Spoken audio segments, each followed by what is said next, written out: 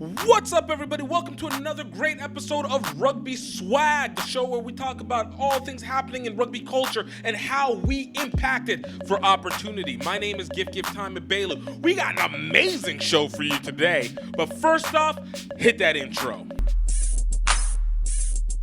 I think the minute I stepped on a practice field for rugby, the calling happened. An 8-year plan to be on the team. And I was in it within 2 years. Don't wait until you are a pro to be a pro, right? And I walk around with a rugby ball sometimes and they're like, what is this child on? It looked like it was a heavy hit. It's up, it's not up. You know, that's the first time I played like professional. I'm making rugby money. How can I make money outside of it? And there's two Scottish guys, and I said, "Oh, you're here for the movie." That rugby is a game for all shapes and sizes, all cultural aspects. He looked at me and he says, "You guys are awesome."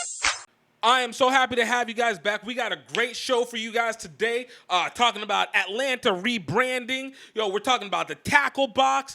Big things happening within the USA Rugby of nationals versus people who are playing domestic and so much more stuff. But before we get started, I need you guys to please go ahead and subscribe to the YouTube channel, or please make sure you're following on any one of our streaming platforms. We're talking about iHeartMedia, Apple, Google Play, Amazon Music, Spotify, doesn't matter, Anchor.fm. We want to make sure that you're following so that you're always able to keep up and know what is going on with anything that's happening, because we got a lot going through. And, of course, if you want to be able to message us or find out about things and update, you can follow us on Twitter at GiftTime Rugby. Follow us on Instagram at Rugby Swag Show. Follow us on Facebook at GiftTime Rugby. And, of course, follow us on TikTok at GiftTime Rugby. We're posting, breaking down videos, and, of course, allow you guys to be able to share and learn more and tell your friends. But mainly tell your friends. And, of course, hit the like button, leave a comment, continue the conversation. I want a big shout out to everybody who's left comments on previous episodes. I enjoy the conversation so much. If you don't know, we got some great insight from people. Love it. Continue to do it. Y'all are the best. And let's get on to this show. Our first story of the day is coming straight out of MLR. It's USA Rugby news, and this is a big one. I wasn't sure whether to start with this or not, but once I started reading the Facebook comments, absolutely had to get started with it, and that is the rebranding of Rugby ATL. Now, I really didn't even think that much about it because, honestly, I'm not a big fan of Atlanta. I'm from Louisiana. I'm a New Orleans fan. I'm from Baton Rouge, but a New Orleans fan. And New Orleans is a natural rival of Atlanta. We're basically the same thing. I consider Atlanta to be fake New Orleans, but that's just me. That being said, I did not expect for a rebrand, and I remember seeing it, and I didn't think anything of it until I started looking at the comments. And that's whenever it got for real.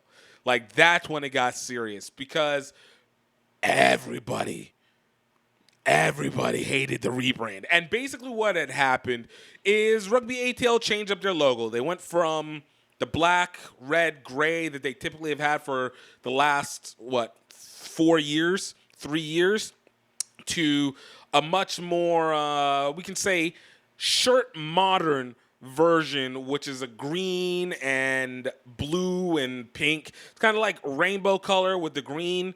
I don't know exactly where they got the green from. I think the rainbow colors to be more inclusive. And then they kind of went with a stylized A for Atlanta and then established 2019. I'm going to put the video. If you guys want to take a look, I'm going to put the links inside the description. And then if you're looking at the video, obviously you're seeing it. But I mean, it's a shirt logo, to say the least. But, man, when you talk about the backlash that's gotten from it, it is massive. I don't think there was one comment that was a positive. And I think the basic premise that I took from this is, this doesn't represent Atlanta, and why the heck did you not talk to us about it? And the president for Atlanta, Rugby Atlanta, Amanda Winter, basically wrote out a whole letter apologizing and basically saying, like, they should have talked to the fans, and they want to just be more Atlanta, to say the least, I guess, whatever. And then they did a Facebook Live. I definitely did not watch a Facebook Live. I do not care about Rugby Atlanta that much. But, again, it doesn't seem like it went over very well. From my opinion, I'm not going to lie. The first thing that I saw was the video that they made. And the video I thought was great. Like, I think it's a great marketing video. It's very modern. It's very up-to-date. And for what it's worth, it was a good look. Overall, I don't know if people are going to really like my opinion on it, but, I'm happy Atlanta did this. Like, this is a good move. Like, for what it's worth, it was a good move. I mean, everybody hates it. Don't get me wrong. And the colors are hideous. And I love someone made a great comment that the Rugby ATL colors are basically the same as the Chicago Hounds colors, as if there's like a trend of evergreen green that's happening and everybody just wants to kind of follow that like trend. I don't know why green is now the color to go with, but I like the fact that Rugby ATL took a risk. I mean, again, not all risks have to work, but I'm glad they took a risk. Whenever they created the video, shout out to Freddie Ajudwa, who was on episode 24 for Rugby Swag. Go check him out. Was one of the front models for the Rugby ATL video. But I'm glad that somebody is trying to make rugby, connect with its city. And again, not to say that it passed, but I saw what they were trying to do. Now, a lot of people within the rugby community who make up the core fans of Rugby Atlanta hated it. Obviously, red and black has been the symbolic color of Atlanta for God knows how long. I mean, the Braves have those colors. Atlanta Falcons have those colors.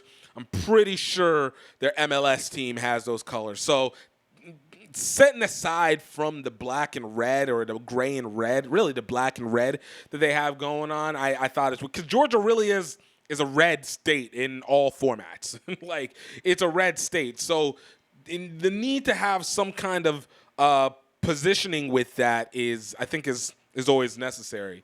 But I think it's important that people in rugby are willing to take risks. Now, here's another thing that I think a lot of people are going to disagree with me on, and it's the amount of fan base input that is needed.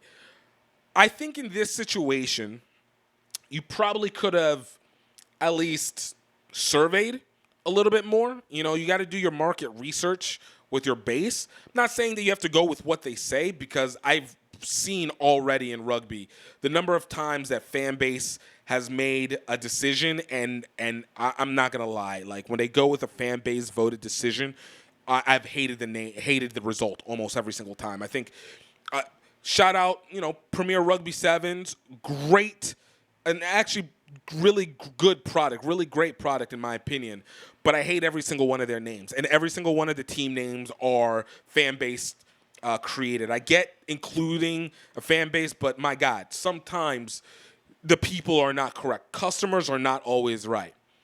But in this situation, they probably could have played around a little bit with it, just because it's not so much that the logo itself needed to be maintained, but things like the colors and what they resonate, especially in a state like Georgia and a city like Atlanta. You have a lot of interactions that need to elicit emotions, and colors elicit emotions.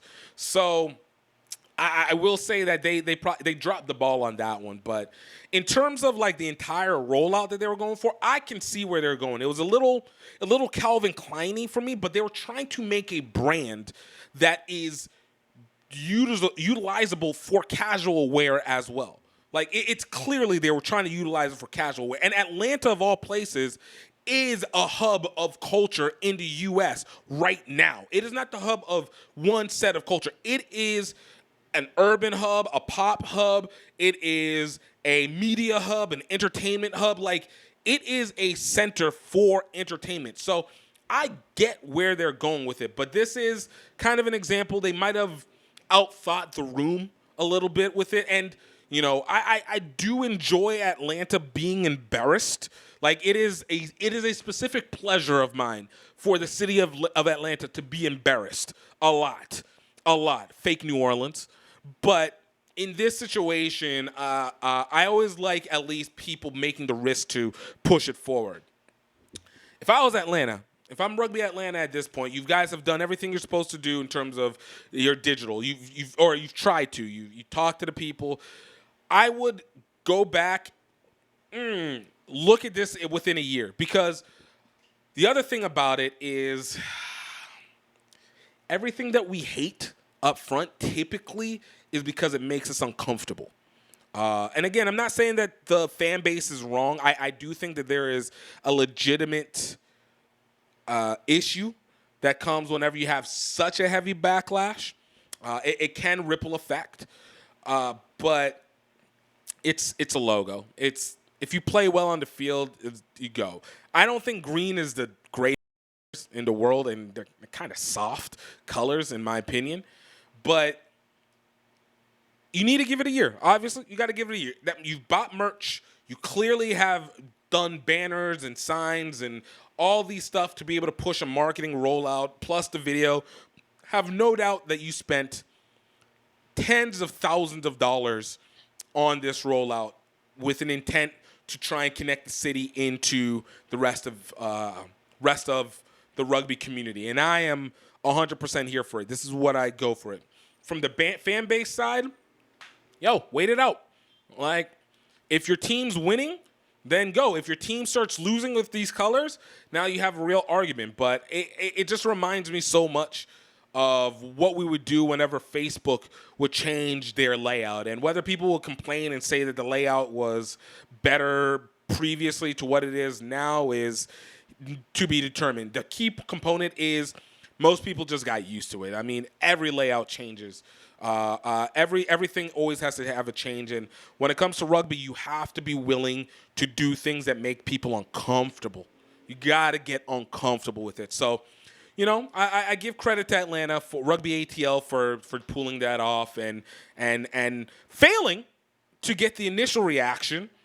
But we're not talking about trying to do things for the short term. You got to look down the line.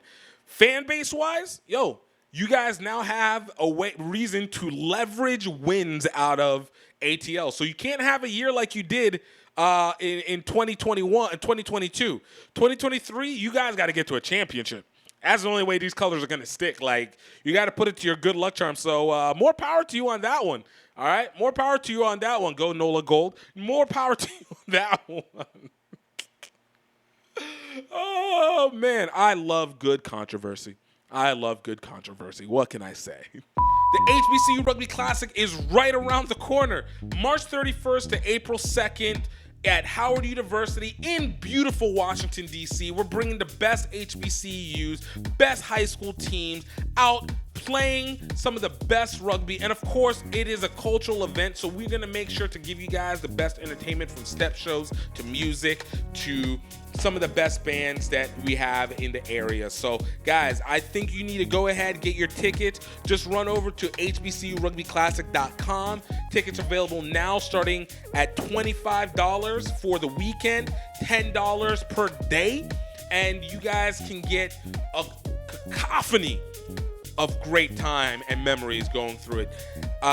Definitely check us out.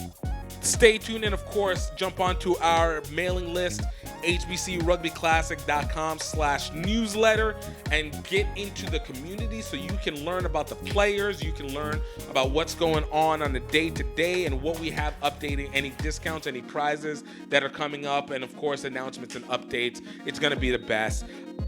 I can't say anything more about this. Morehouse, Prairie View, A&M, Howard University. Let's get it, baby. Let's go.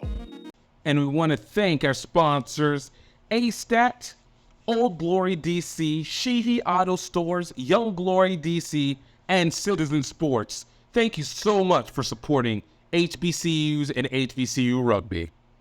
For our next story of the day, this one, another one that just rippled the rugby world wild, happening last week.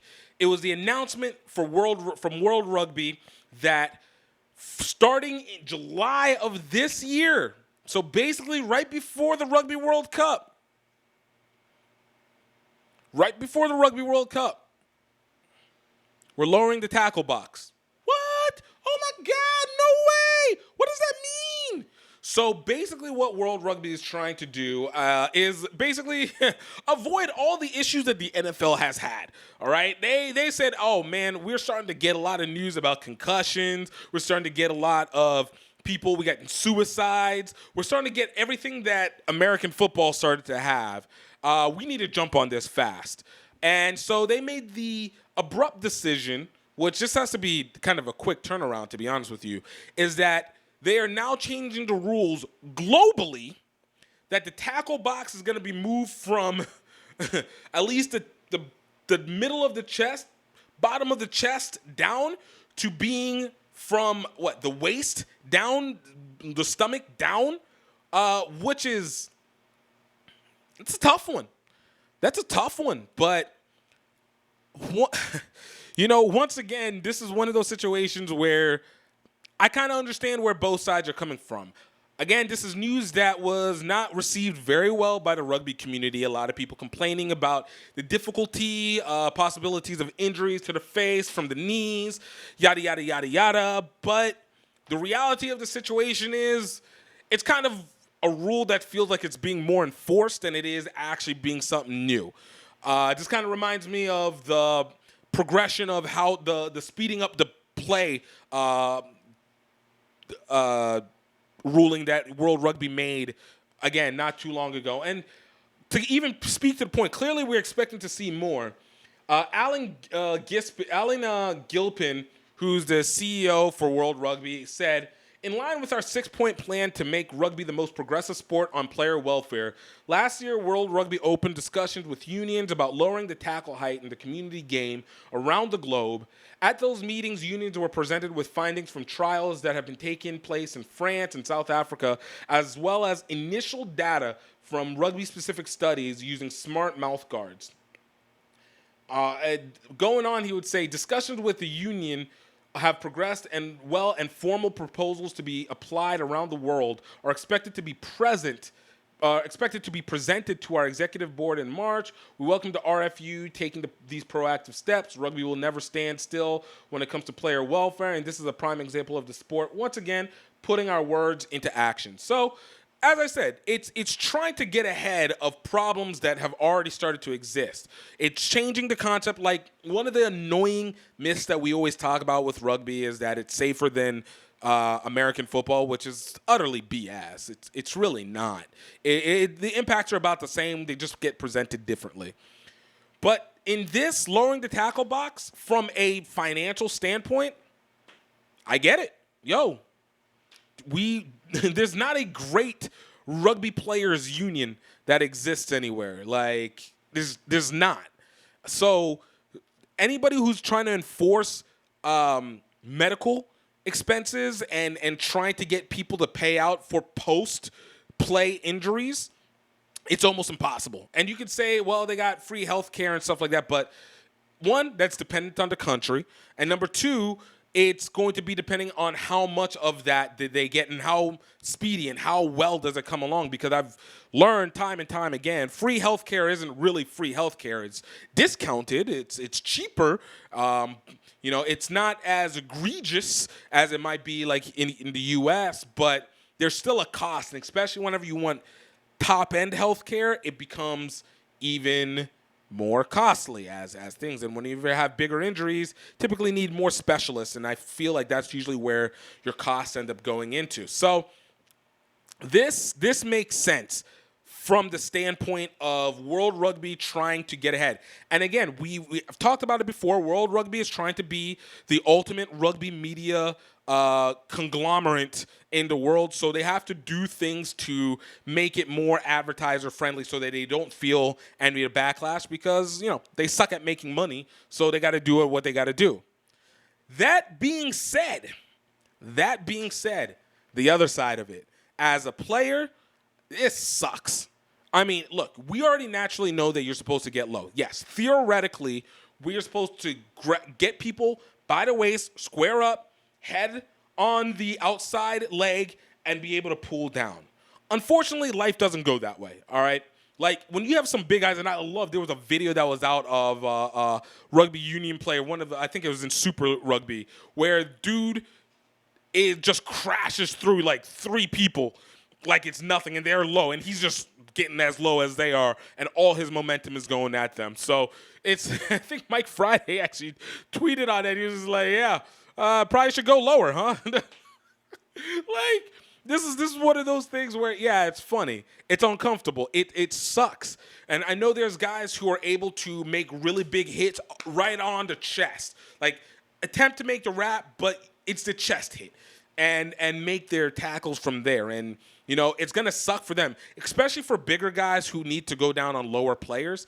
My concern of this one is going to be, where are they going to consider the head to be whenever a tackle is made in that box? Because one of the most egregious fouls that I've always found is whenever a defender actually tries to get lower than the attacker, the offensive player, and the offensive player just gets lower than them. And so the defender has no choice but to hit him either high or hit him near the head. And at that point, you're just like, you can't do much. Like, there's momentum, there's your center of gravity, you're trying to maintain position, and you're not trying to hurt the player, you're just trying to make the tackle. And a ref calling that as a yellow card, or even worse, as a red card, when it's not intentional and you try to get low, I think that, one, affects the game. 2, it messes with how defenders want to go in. We see this a little bit in the NFL, where you have a moment of hesitation on exactly how you play on a player with the ball. And while it can make for maybe slightly better offense, it does take away a component of the game. So when you're doing that, I'm hoping that this tackle box rule is loosely enforced, simply on the fact that you need to make sure, one, players have learned how to adjust to it. And when we're talking on a global scale, that's going to be tough. 2, like, also understand that there has to be a little bit of a flexible decision on that, because not all leg players are going to go the same. Like, we're not trying to give advantages to any one set of people. So I don't know. When it comes to this, I'm in the middle. I prefer to know, because I know for me, I'm really good at tackling from the bottom of the chest to the top of the legs, because I don't like, I sucked at ankle tackles. Like, I don't wrap up ankles unless you're just trying to drag somebody, and I'm not waiting for my teammates to do it, especially in rugby whenever people are passing off quickly. Like, I go for the top because I love being able to wrap around the arms and at least working to try and prevent the pass from happening so the tackle would actually be meaningful. But knowing that this plays in, it's a tough one. It's a tough one.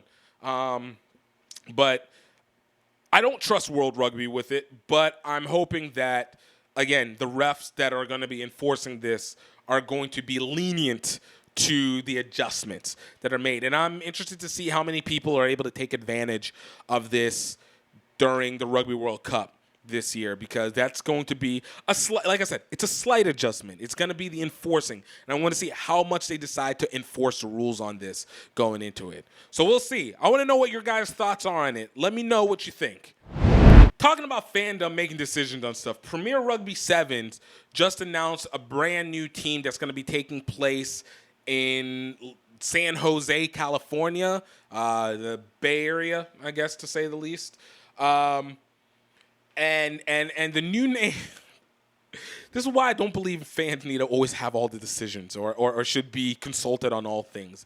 The new name for the Premier Rugby Sevens team is going to be the Golden State Retrievers. Oh my God. I cannot tell you how much I hate this name. These are social rugby names. Like, these are social. I've never wanted to watch a team get disrespected more than I want to watch the Golden State Retrievers. Yeah, I get it. It's a cute name. But oh my gosh, there's nothing about this that feels intimidating. Like, you guys better get, like, the best players. This is like the same thing I said with Rugby ATL. Like, you guys changed up your colors, but you better win a championship, because with colors that bad or the name this stupid, like you need to change. But I know this is Premier Rugby Sevens. Honestly, all the names for the teams are stupid in my opinion.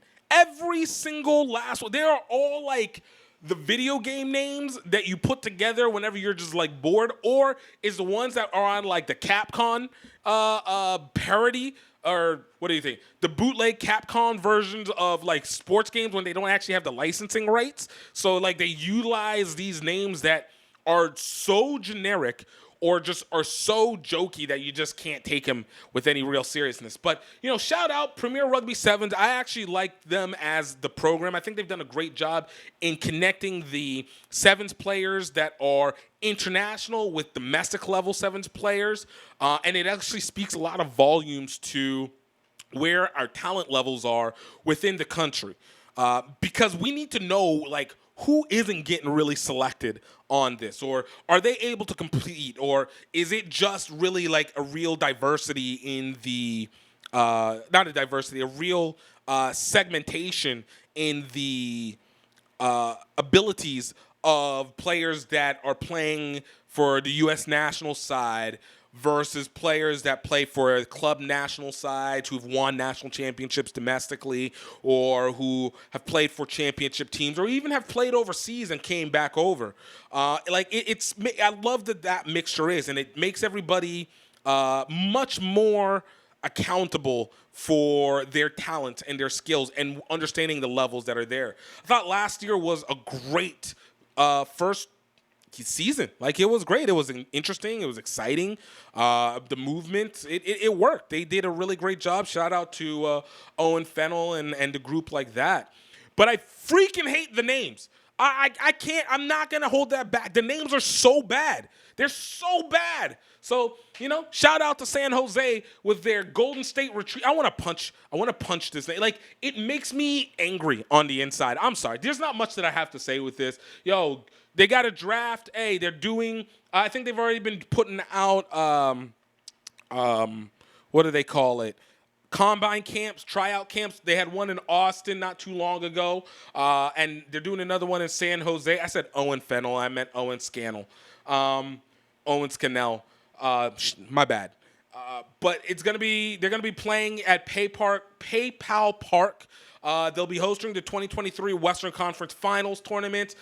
Games start June 17th. No. Yeah, games start June 17th, and championships August 5th. It's good fun, great setup. I love it. I think it's helped the Sevens game. I said this in a episode way earlier. I think it's one of the reasons Perry Baker did not retire from USA Rugby. Like it was rumored that he was going to after the Rugby World Cup Sevens last year. I think Premier Sevens actually really helped significantly in that, and I think we're seeing the benefits of that now. But yeah, everything about Premier Rugby Sevens I enjoy except for the names of the teams. That's it. There's nothing more to say on this one. Commercial. Before I let you guys get back to it, I want you guys to go check out rugbyoutletmall.com. Yo, this is the place where we are bringing in casual rugby wear. We're trying to set up the designs, make sure that we are giving you something to represent rugby. That's not just a jersey, and that's not just your kit. It is something that you and your friends and your mama and your kids and your parents and your best friend and your wife and your husband and your boyfriend and your girlfriend and your they, and just make sure that everybody is able to rock some rugby gear without having to necessarily be stuck to any one type of rugby gear. We want it for your day-to-day, everyday life. I know that's redundant, but that's how beautiful we want it to be. You know, definitely check out our most recent update, our Rugby Swag Show shirts. They're available now for purchase. You guys can get it, and for any first-time buyers, I'm talking to you. Yo, I'm giving you guys 20% off the first purchase. Take as many as you want, 20% off the first purchase. And of course, if you guys will get on the newsletter, you guys are going to see more coupons and discounts that come along with that as well too. But 20% off, and all you guys need to use is coupon code Grow Rugby. That is GREAUX Rugby. Great quality gear. Definitely something for your present, something to be able to give. Obviously, we just got past the year, so that means birthdays are coming out. Valentine's Day is just around the corner, and you have so much more. Yo, hook your family, hook your people up with what's right. Hook your people up with what's right. Go to rugbyoutletmall.com and enjoy out. And of course, it helps support the show and our media endeavors. Let's get you back. This weekend, we had a amazing slate of games in New Zealand. Hamilton Sevens went down, and man, all I can say is I have never seen so much effort from the USA team like I've been seeing the last several HSBC Sevens tournaments. I don't know what turned on. I don't know what changed. I don't know where the embarkment is. Maybe it's the embarrassment from Rugby World Cup Sevens. Maybe it's a talk of everything. I've talked about it multiple times. But the men's and women's teams are absolutely killing it. Absolutely killing. It is the most interesting rugby that I've seen played in the last 5 years. I do not think I've been more interested in watching the U.S. national team since 2017 when the women's absolutely were killer in the Rugby World Cup that year. USA men and women finished third and second, respectively. USA men beat France to finish third in Hamilton Sevens, and USA women beat everybody except for New Zealand to end up second in Hamilton Sevens. And honestly, I said this before, for the women, New Zealand is the final boss. We have to slay this dragon at some point in time. And we got the talent. Nia Tapper asked Cap. Yo, kudos, by the way. Check her out. I believe that's episode 2 or 3. Check her out for sure. Cheddar Ember. Yo, another one. That's the homie. Absolutely hat-tricking and killing it. It's nice to see her in full performance back on the field again. Samantha, oh my goodness, as a wing, she's just annihilating people. That is a weapon that got really utilized. And what Emily Bidwell has been doing for this sevens and getting everybody, we're masterclassing. Knocking, for the women's side, knocking out Australia was everything. We'd seen it a little bit before, but now we're putting together an Olympic team. This is a team that we've been wanting to see since 2016, right? That we wanted to know that they're going to get us Olympic gold or silver. Amazing. I think they've been absolutely killing. This is a roster. Though we had a little bit of a change from the women's side. Jazz Gray was injured, and Sarah Levy is being replaced for Sydney Sevens coming up this weekend. But for the women's side, we're slaying dragons. But, woo, this New Zealand team, we know they're tough, but my goodness, do they ever run out? Do they run out of, amazing players? Shout out to Woodman Hirini, because it's she got married and then her strength level just increased. I don't know if you guys saw the play where she straight up palmed a whole Irish woman player's face, but beating people like that, oh my, Michaela Blythe, I don't even understand. How does this tiny freaking island keep generating these dumb, crazy, amazing athletes? And they were just cutting through us like it was Swiss cheese. But it's okay, because look, even Ash Ketchum had to fight the gym boss a couple times, Pokemon reference. And I feel like this is what we're going to do, the same thing for the women's side. And I have all the confidence that we're going to take them out. For the men, man, look, Argentina, I remember seeing it from the Olympics 2020, 2021. But I understand Argentina has got a couple young guys, and they're running off of the juice of Messi winning a World Cup for them and just rolling off of it. But the men, we this close to being number one, because I'll be honest, I already know the men can compete with New Zealand. I know the men can compete with Argentina. I've never been less worried about us being able to get consecutive golds like I am now. Us taking out Fiji is a big deal, all right? Us being able to knock out some of these what were big dogs is a big deal. And the vigor from Baker, Devon Stills. Yo, I need USA Rugby to sit back and turn this man into the superstar that he is. What we did with Carlin Isles, well, we didn't do it. Red Bull did it. But what was done with Carlin Isles and what's being done, what was poorly and not fully done with Perry Baker needs to be done with Devon Stills. Like, this guy is an absolute beast of a star on the field. I don't know if he doesn't talk. I don't know if he doesn't do interviews. I don't know if he's an introvert who just likes to be a soldier. But F all that. You need to make this guy a star because every time that he's on the field, he is lightning to watch. He is absolutely lightning to watch. And I want us to do that because it makes it easier for us to keep following them wherever it is that they go. Like, I am hyped. Like, I don't get this excited about USA Rugby because we always are like, it's always like on the edge. But no, I am hyped for our sevens teams.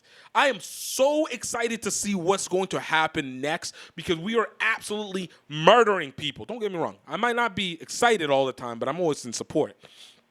Absolutely murdering. So shout out to this team. Hamilton Sevens, absolutely killing it on Rugby Mecca ground, all right? On absolutely Rugby Mecca ground, the way that it should be. Hallelujah. Hallelujah, man. Woo! Let's go. I can't wait to watch Sydney Sevens this weekend. Hey everybody, this is just the break train sending out a personal little video diary to all you people out there where I am going to document me riding most of the way between Singapore and Tokyo for the 2019 Rugby World Cup. I needed help, and it came from Louisiana. We in Singapore, baby!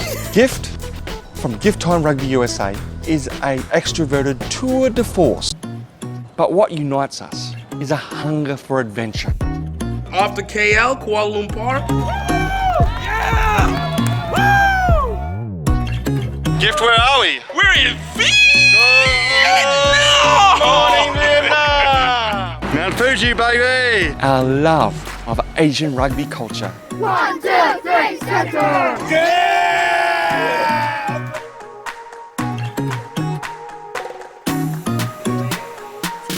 Rugby is starting to develop here in Cambodia for women as well. Valkyries, the mighty, mighty Valkyries! We're out here, we're running out of energy, we're running out of money, and we're feeling isolated. And yet at that critical moment, friends, family, sometimes complete strangers come on board. Before you know it, we're back in the game. Tokyo, here we come! Malaysia, Thailand, Cambodia, Vietnam. Watch the full adventure at crugby.vhx.tv. That's C like SEE rugby.vhx.tv. So this next story, I particularly love. Again, you guys know me. I love me some good controversy. I love me some good clashing. I want some cousins versus cousins battle, right? You know why I say cousins versus cousins? Because we're all family, and we all still love each other, but we're not about to let people one-up us. And I speak to this because this past weekend, I don't know if you guys got a chance to look at Great American Rugby, run by the man, the legend, Lance Kavanaugh, and he put out a really interesting statement, and it was nice because this involved Mike Friday putting a little bit of a clash into it. I call this Club Nationals versus Nationals, but he said, yo, I'm putting together a team of the Infinities. It's the Infinities. They're the Infinity Gauntlet off of Thanos, you know, the Avengers, Infinity War, Endgame, Infinities. And he put the best people that have played at the club national levels and had biggest award. We're talking about guys like Corey Jones. We're talking guys like Matthew Corey, DeMonte Noble, Freddie Ajudwa, just guys like that. Just putting them all together and competing them against the USA national team.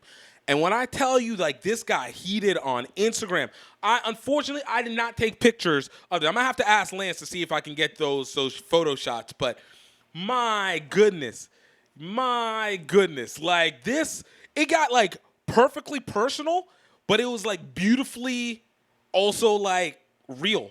So it was like guys who were strong rugby players in the domestic. They've performed at multiple levels and just have not been selected or were not selected for USA Rugby national team for 7s or 15s or whatever like that.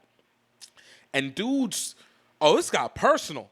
It got personal. You had people like Kayvon Williams and Brett Thompson, Ben Pinkelman, who were like, hey, y'all don't work like us. Y'all don't do what we do. Y'all can't compete. You got other guys who took it personally. And they were just like, hey, yo, you don't know me? Y'all don't know me like that. Like, we be out here working. We're out here working. Like, it was something that I think that should happen. Like, there should be games that is not just the USA Falcons. Like, I get USA Falcons play a lot, and that's always a good one. Like, we've seen it whenever Seattle had the USA side teams, and they basically before they were Seattle Seawolves. But Seattle's team was basically like the USA team. And look, in all reality, they absolutely did dominate in a lot of situations. But I think every once in a while you should have like a Club Nationals All-Stars versus the USA national team. 1, it's a great warm-up for the national team. 2, it's a great way to scout for future players. 3, it's another opportunity to be able to kind of see how we are as domestic and make iron sharpen iron. But like it was perfectly the right amount of personal that needed to be done. And I'm glad Lance talked about it from the women's side, though I think it's a little bit more difficult from the women's side because I actually do think that we get some of the best from our women's side on our national team, which is why we're able to dominate so well in so many places. But I would still love to concede the WPL All-Stars versus the USA national team, which I think we do get that from time to time. Or from the club national side, being able to take on the U.S. national team. Like, we can't get it with the NFL and college just because of the fact that it's such a huge difference in the teams and what they do.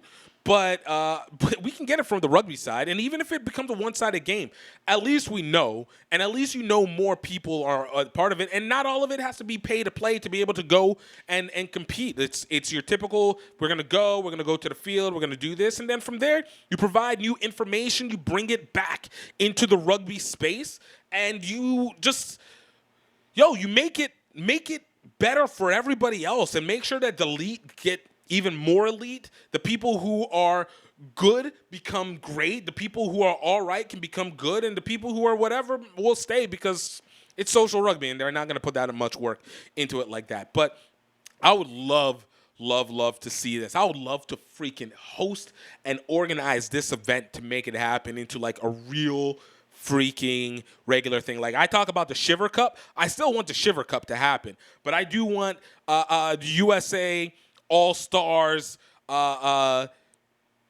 Conflict Cup. What is it? Now, I'm not going to say it's the Civil War. I don't want to call it the Civil War. But it kind of is. It's USA Civil War Part 2 without the racism, hopefully. It's like, I would love to see it. But I was really happy that, one, shout out to Lance. Like, that man is changing games within media, and doing things to promote players in a real way that I think it's not done very often or really at all. And creating the right controversies to get all the big players involved. This is something that needs to get funded. It would be a great promotion. It would be an amazing way to be able to raise money even for like the women's side. And it would be a great thing that sponsors could build because it changes what we think about as rugby in terms of where we stand within these spaces. That is all that's needed to be in. So I think it's something that you guys need to take a look at. I wanted to just keep you informed on what's going on, but oh my goodness, I loved it. This was a game changer. Not a game changer. Let me not go crazy, but this was entertaining as I don't know what. This is what I want from my media talking heads. And I guess I need to include myself in that. But is that kind of controversy? Like, let's get the U.S. Civil War going. The U.S. Rugby Civil War? Yeah. The Civil Rugby War? Yeah, we'll work the name out. But I love this. I love this. What do you guys think? I want to know, like, again, I want to know from your guys' position, like, do you think that the club nationals and some of the best that have played in club national that are not part of the USA Rugby national team could be able to compete with our national team? I want to hear from you.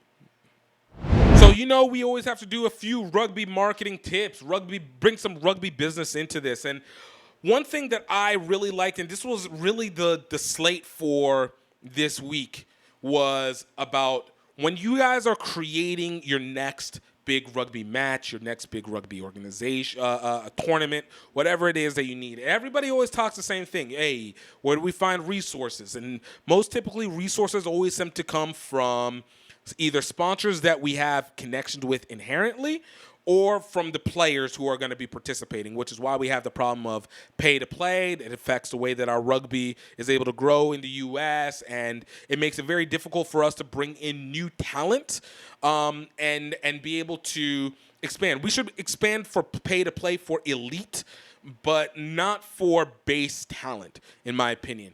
But that's not what I'm here to talk about. My thing to talk about is how you should organize your competitions, how you should organize your the way you present your rugby. And one thing I say is you need to learn how to create culture and not games. All right? What does that mean? As I said, I'm talking about trying to create tournaments and games. You need to create culture, not games. In the lessons that I've learned doing this HBCU Rugby Classic and finding sponsors, the thing that's made the sponsors most piqued and interested about what we have going on is the fact that it's something that shifts culture. Now, we can't say everything can shift culture, but I'm going to tell you, actually, that's a lie. Everything can shift culture, but you have to be able to present it.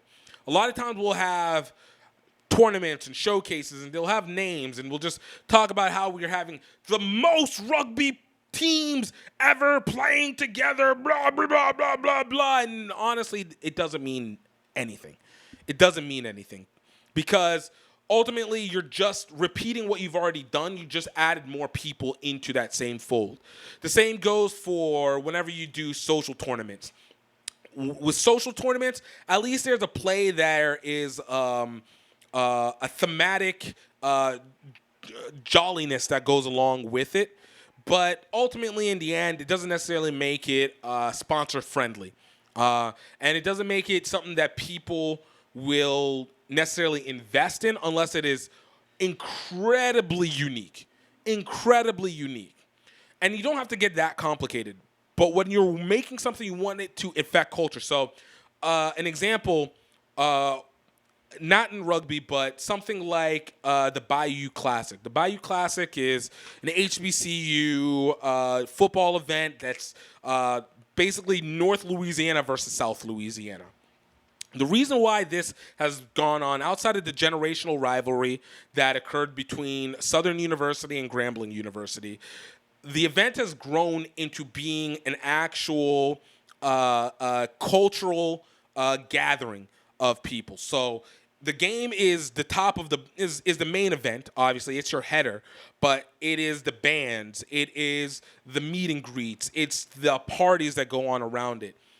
What they did instead was say, we're going to create an event where we have the highest level of social interaction within the most diverse group of people within our base, and we can bring the most people from outside of necessarily our audience group. Like, it's not just Southern people and Grambling people. You get people that are coming from Alabama, people that are coming from DC, people that are coming from other countries coming to attend this event because you have layers of cultural you have layers of cultural inclinations that exist where people can insert themselves in and learn and something more than just the game itself. So whenever you're making your tournament, you can continue to go the easy way and say, hey, we're just going to do another tournament. We're going to bring a whole bunch of teams. They're going to play and compete together, and hopefully we raise money for our organization and then go on our way. Or you can actually do some research on your area, learn more about how do you insert elements that change the way that people not just view your club or view rugby, but view the environment as a whole, and how rugby inserts itself into the change of that whole environment. That's how you make your rugby event, your organization, your team, your own self into a cultural hub, and that's a value that people will change. And the rugby enjoyment, the diversity, the growth will come along with it. But if you're simply just going off of the fact that you're trying to create another game, you're trying to be another match, you're trying to just have a bunch of people be able to compete each other and just kind of keep it within the same circle, while there's nothing wrong with that, don't expect to get a whole lot of extended support with it. Like you can't expect it. You can't be a charity case while also not shifting anything. So I want us for this week to remember, create culture, not just a game. This is the Rugby Business. Of course, if you guys want to know more, definitely go check out gifttimemedia.com. I know I still haven't put up the stuff, but they're coming. Go ahead and sign up for the mailing list while you're at it so that you know that the moment that we start pushing them out, it's going to be right there ready for you, and you're going to be able to remember these things. We're out here to be able to grow, develop, and increase the game, but we don't do it by doing the same things all the time. Don't forget, like and subscribe. Yo, I want to talk to you about the company Green Geeks, one of our sponsors for this show. And let me tell you, I am a huge fan of Green Geeks. I built all my website platforms off of Green Geeks. And what is Green Geeks? It's one of the best hosting servers in the world, easily. It's eco-friendly, it's cost-effective, it is consistent, and it just gives you access to everything. A lot of people go to things like Squarespace or Wix to be able to do their hosting, utilize maybe even GoDaddy hosting, but all of them are always limited. I've looked at the pricing of them, and I don't feel like they give you the same flexibility that Green Geeks has actually personally given to me. With Green Geeks, it uses the platform WordPress, which is a standard website development platform. And in this era where we need to absolutely not be reliant solely on social media to be able to hold our information, we know the algorithms change all the time. But it also is important that we have a destination that is our own home to go to. But even with Green Geeks, they not only help you with being able to build up the website, give you a process to get the website. You can make as many emails as you want. You can become far more search engine optimized.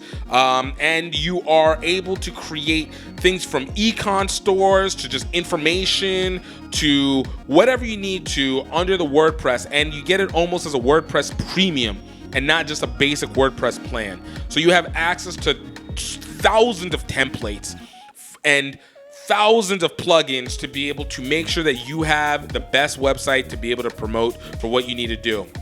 And the best way that you can get for your first year at $2.95 per month to have all of that. All you need to do is go to our link, greengeeks.com/track/GiftTime, and you will get basically 80% off your first year of hosting on the website, on the server. If you have not been able to create a website or the consistency or be able to develop, maybe even work as other businesses, whether it's an agency, whether it's for other industries, just utilize Green Geeks. They'll help you, and their customer service is bar none. They've helped me so many times in issues that I've had with the website, things that didn't go through. They helped walk me through it perfectly, and I have nothing to complain. Definitely check out greengeeks.com/track/GiftTime or hit the link in the description and start your first steps or your second steps into getting control on your own website and your own information and not being a slave to the tech companies like Facebook and TikTok and Instagram and all that. Own your home. Get it today. And the last thing that I have for you today, Our rugby movie review for today is going to be the movie Everybody's Game. Rugby can be that vehicle to change a lot of people's lives, I think, and just not enough people are exposed to it. Yeah, I just felt part of something, and it was the first time I really had that feeling. Rugby has a special place in my heart, and it's changed the course of my life. I just feel more people should have that chance. Now, I have to say, with this documentary, this one, the music, by far, is the best music I've seen from any rugby production ever. Any rugby production. I just got to kick it off. I rewatched this documentary simply, at minimum, because of the music that it had. But Everybody's Game is a 2020 documentary directed and produced by Bath rugby player Ben Obanu, who's also featured within this documentary, talking about basically what it is to be black in rugby. And for me, this movie hit on multiple levels because this is probably one of the first rugby anythings that I've ever been able to watch that involved 3 Nigerians who play rugby, 4 Nigerians who play rugby. And honestly, when you talk about basing that culture of Nigerians into it, like, we seem to have a very, very similar across the board culture in a lot of ways. So it's kind of dope to be able to experience.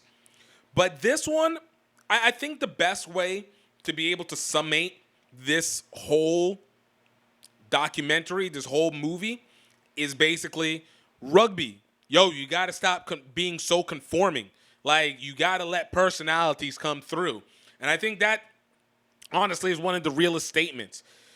This documentary focuses around Beno Obanu, Maro Toji, and Bia Alu, who are professional rugby players. Maro Toji, probably the most famous of the bunch, played for England, the British Irish Lions. Beno Obanu, as I said, played for Bath. And Bia Alu plays for Wasp. Great players. What a great set of documentaries, characters to be able to utilize. We also include Ellis Genji, who plays for Leicester Tigers in England, and he brings another edge to it. And I'm not gonna lie, as an American black person, there's just elements to British black people that I don't fully connect with in a lot of ways. There's similarities that can happen in loose sense, but this was kind of an interesting look from another side of it. One of the parts that really kind of stuck out to me, and this one has nothing so much to do with being black on either side, but was basically the marker of rugby in England, which of all the places that you would think that rugby is widely spread, you would think it'd be England. But just like I learned from No Woman, No Try, in this one, not everybody in England knows that there are professional rugby players. Like, this is a weirdly odd problem to me. Like, Ellis Genji talked about that in his neighborhood growing up, and this dude is not very old. He's mid-20s. So he's well within the time period where rugby has been long professionalized. Premiership has long been in existence. But this guy lived in a neighborhood where they didn't know that there was professional rugby. Like, I would think that rugby, I've known for a long time that rugby is not a top 3 sport in almost any country, sans New Zealand. But for the RFU to not be able to promote well that you got professionally paid rugby players, even from the men's side, is wild to me.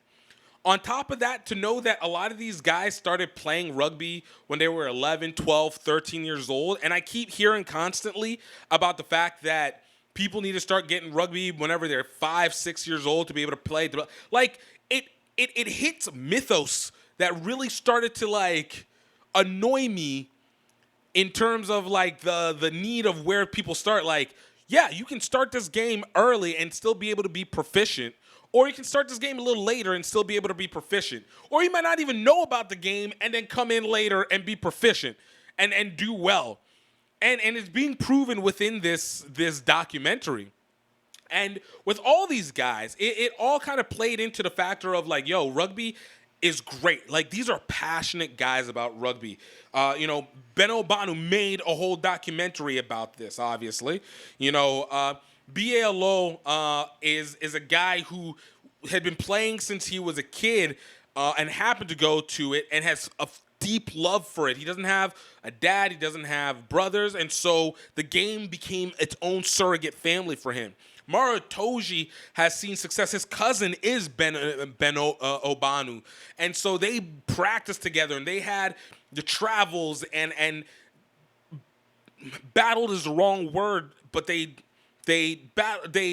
conflicted with what would be traditional Nigerian expectations of kids to be able to play rugby. So these guys are passionate about it, but to constantly get heard, and this is something that is consistent across the rugby world, that you have to fit into a certain mold of rugby, and we need to be breaking out of it, is so hard pressed. Like, Ben Obanu said it perfectly. Like, one of my favorite things he said, the perception of rugby is that it's considered elitist. It's not a racial thing.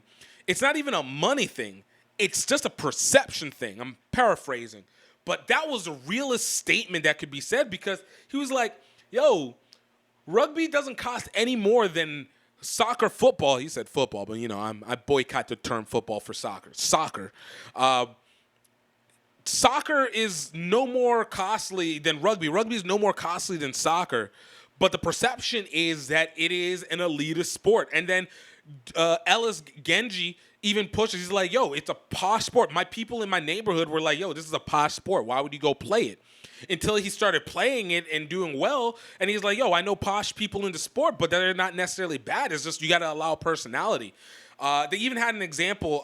Another person, Anthony Watson, who plays for Bath in England, talks about how Genji was talking after a Six Nations match and was drinking a beer and was just talking to the reporter like he would talk to anybody else. And he got lambasted for it. Now, I think part of that is England. But it's like you need to stick to a format. And they're basically like, no, you don't need to be this specific kind of person because it makes cultural blocks, which has been a ripple effect in rugby constantly. So I love that it was being presented, and it really wasn't a black-white thing. It's just using black culture, black British culture as the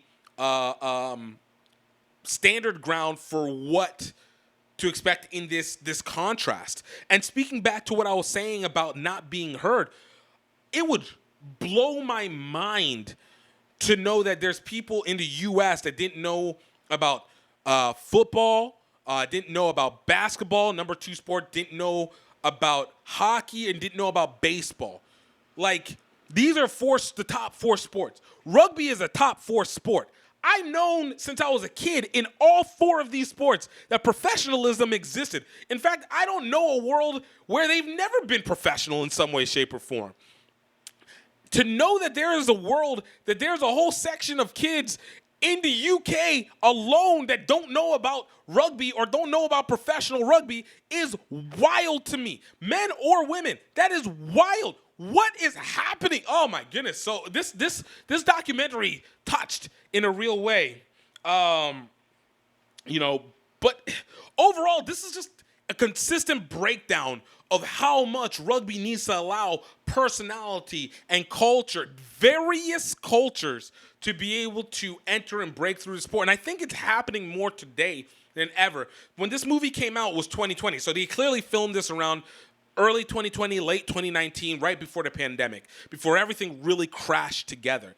So for this to be able to come out then, and then now we are in 2023, while there's still a lot of work to need to be done, I have to say easily, like the forcing requirement of more recognition of personality and various cultures within rugby culture itself, being able to be presented, it stuck out.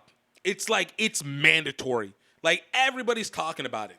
One thing that I disagree with that I think BALO said was that the UK should be the leader for diversity and cultural variation within rugby. And I was like, oh, heck no. That should be the US day in, day out. Like, we not be the greatest in international rugby yet, but I'll be damned if we're not going to win the culture game of rugby. Of all the places, going to win the game. But, I mean, that's neither here nor there. You know, I just like to have my little rivalries, you know, against UK and Canada and the city of Atlanta. Just my rivalries there. This is what feeds my competitive edge on and off the field. But overall, I genuinely love this documentary. Benno Obanu has a real second career as a director, at least for documentaries, and I hope that he makes more stuff. I would love to be able to work with him on producing some stuff and making something happen. Definitely going to get an interview with him and all these cats, like Genji for sure. I definitely want BLO. Maro Toji is a little harder to get, but I'm going to get there one of these days soon. But Benno Obanu, definitely want to be able to talk to. It was very relaxed. It was very down to earth. Like, again, the music was absolutely dope. I give this documentary actually a 7.5, 7.8 out of 10 for this one. The music alone just took it over the top. The only reason I don't give them 8 and 9s and 10s, I don't think they gave me that much information that was new. I don't feel like I learned significantly more about the vulnerabilities of the players, but I think I learned a lot about them to be able to guide the story. So definitely above average. But I genuinely recommend this documentary to people. You can find this documentary on Amazon Prime. It's very short, 53 minutes. Until next time, I hope you guys enjoyed this review of Everybody's Game. And y'all, I want to thank y'all so much for taking the time to listen to this. We really appreciate you. I really appreciate it. Everybody who comments and talks and builds up on it. And please continue to share this with friends and family. We have some great interviews in the past with Cheta Emba. We have it with Mark Diaz. We have Michael Toussaint with Prairie View A&M. We have Blaine Scully of USA Rugby. Some great names, great people, great conversations to be had. Farrah Douglas from Mount St. Mary's Rugby. That should be done, but you guys continue to be support, continue to grow the game, but most importantly, I hope that you're happy. I hope that you're healthy. And of course, please never forget that you are highly favored. Until next time, cheers.